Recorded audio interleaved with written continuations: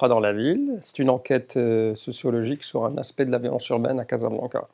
Donc j'ai entamé mes recherches l'année 2009 pour la préparation d'une thèse doctorale à la faculté à Ain Chouk, Hassan II.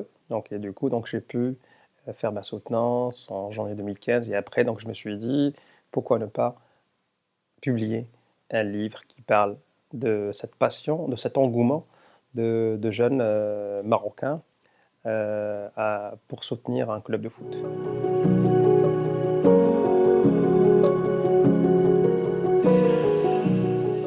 La deuxième édition, c'est une manière quand même pour actualiser les choses, parce que quand même, on est passé par une période de charnière.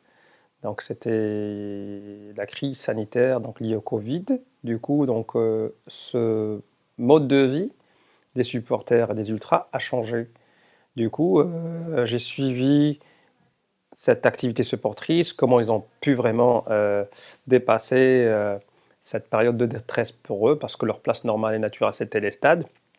C'est les stades de manière normale. Du coup, donc, ils ont pu trouver d'autres moyens pour continuer à faire l'activité supportrice, donc à travers des vidéoconférences avec des joueurs, avec des entraîneurs, et aussi donc, sur le forum et les réseaux sociaux. Donc, c'était toujours animé. À chaque fois, ils trouvent un sujet donc, pour discuter, pour vraiment prolonger les discussions, ou parler d'un match ancien, d'un but ou d'un joueur et tout ça. Mais aussi, donc, il y avait toujours ce côté protestation où il formulait des messages sur des banderoles qui cherchent à vraiment à mettre et à déposer devant les locaux du club.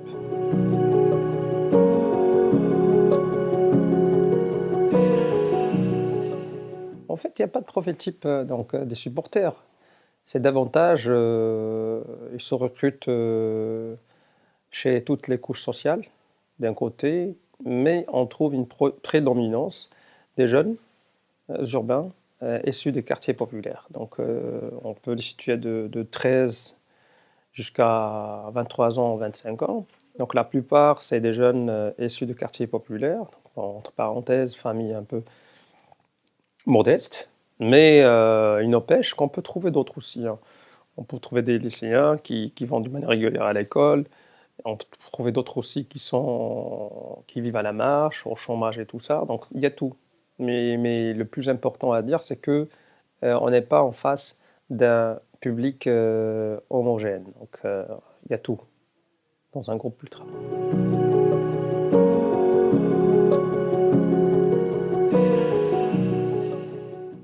Donc, juste pour dire les choses d'une manière un peu simple, c'est que les actes de violence euh, sont différents aussi.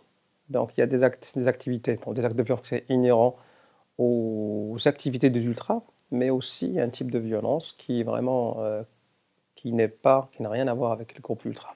Si je prends les premiers actes de violence qui sont liés aux activités des ultras, on trouve chez eux, donc selon les conventions des groupes ultras, l'usage de la violence n'est pas exclu. Donc, ils cherchent toujours à voler les emblèmes des autres, les drapeaux, voler la bâche aussi. Du coup, ce sont des activités des ultras qui débouchent sur des bagarres et des affrontements physiques. Ça, c'est d'un côté, mais aussi, on peut juste parler d'une manière un peu simple. Il y a des joutes oratoires entre deux supporters ou deux groupes de supporters antagonistes. Ben, on passe toujours par le côté, donc, c'est cette violence symbolique, ils s'insultent mutuellement, mais l'enchaînement de ces insultes ou cette violence symbolique peut déboucher aussi sur une violence physique. Ils peuvent se bagarrer entre eux. Déjà, ça commence avant, juste par une interaction, une prise de bec entre deux supporters ou deux groupes de supporters, et à un moment donné, ça peut déboucher sur des affrontements. Donc l'univers des ultras, il n'exclut pas l'usage de la violence. Du coup, ça c'est d'un côté. Mais on a aussi une violence qui s'invite au stade, qui n'a rien à voir avec les activités des ultras. C'est juste, il a beaucoup plus à voir avec la construction, on peut dire, psychologique et aussi donc, du jeune urbain, du jeune marocain aussi. Donc lui qui n'a pas les moyens aussi pour lui. Aller au stade, c'est une aubaine aussi pour s'adonner à des petites manœuvres aussi, à voler des portables, à voler les biens des autres aussi. Et du coup, ça donne quand même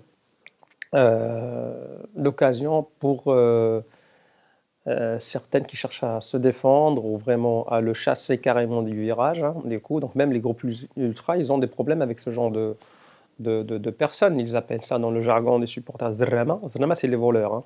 Mais ça, c'est le lexique des supporters. On dit zrama. Des fois, donc, il y a un zrem, un voleur qui vient dans le virage. Donc, il faut le chasser. Des fois, c'est pas un seul voleur. Des fois, ils sont en groupe. Du coup, donc, ça crée quand même la pagaille au sein du virage. Il faut vraiment, là, on voit les groupes ultra en train de se battre pour chasser les zrama de leur virage. Et ça, c'est quelque chose qui est vraiment connu et commune aussi. Donc, chacun a ses raisons pourquoi il se dirige vers les stades. Il ne faut pas toujours dire que celui qui porte un drapeau ou un maillot d'un club ou un logo d'un groupe ultra, il va au stade pour soutenir ou encourager une équipe.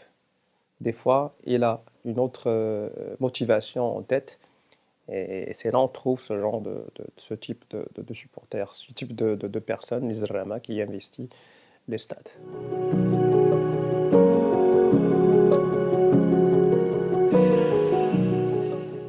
Donc ça, c'est l'autre livre, c'est l'autre visage des ultras. Donc c'est là où vraiment je fais un focus sur les revendications politiques, socio-économiques et culturelles. Donc ça, c'est une autre partie où vraiment on cherche toujours à occulter ce côté-là parce qu'on se focalise davantage sur la violence, alors que c'est la partie apparente de l'iceberg. Donc c'est là où vraiment les médias, ils parlent beaucoup plus de ce côté un peu, ce côté festivité démesuré, ce nombre un peu qui fait un peu peur et tout ça chez les ultras, alors qu'il y a d'autres choses. Il y a ce côté un peu action collective où vraiment on a vu donc avec les chansons donc protestataires donc protest song donc Bladi del Money, Qalb Hazin aussi où vraiment on peut dire que ces groupes ultra ne sont pas déconnectés de la réalité sociale, ne sont pas déconnectés de ce qui se passe au sein de la société et lorsqu'ils trouvent une occasion pour en parler, ils le font. Ils le font par les biais des chants, ils le font aussi à travers des banderoles, ils le font aussi à travers des tifos. Et là, c'est très intéressant. Je me suis dit, pourquoi ne pas vraiment... j'ai déjà ouvert une brèche avec le premier livre sur les ultras dans la ville, mais je me suis dit, pourquoi ne pas faire vraiment ce focus-là et vraiment concentrer un livre, donc ce ne sera pas volumineux. Déjà, je pense vraiment à m'arrêter à 120, 130 pages, c'est ce que je vais essayer de faire. Donc, où vraiment faire un focus uniquement sur le côté revendication. Et là, donc, je me suis dit, pourquoi ne pas parler des protest songs, là, donc Vladid Money, Qalb Hazin aussi. Il y a aussi d'autres chansons de Ultra Hercules de Tanger. En fait, tous les groupes Ultra aussi, ils mènent une sorte de compétition aussi. Il n'y a pas que le côté tifo, machin, mais ils font aussi d'autres compétitions pour montrer qu'ils sont vraiment dévoués, qu'ils sont patriotes aussi, et qui aiment bien ce pays-là, qui à chaque fois, lorsque l'occasion se présente pour en parler, ils le font. Du coup, ils l'ont déjà fait, ils le font toujours à travers des chants et des slogans.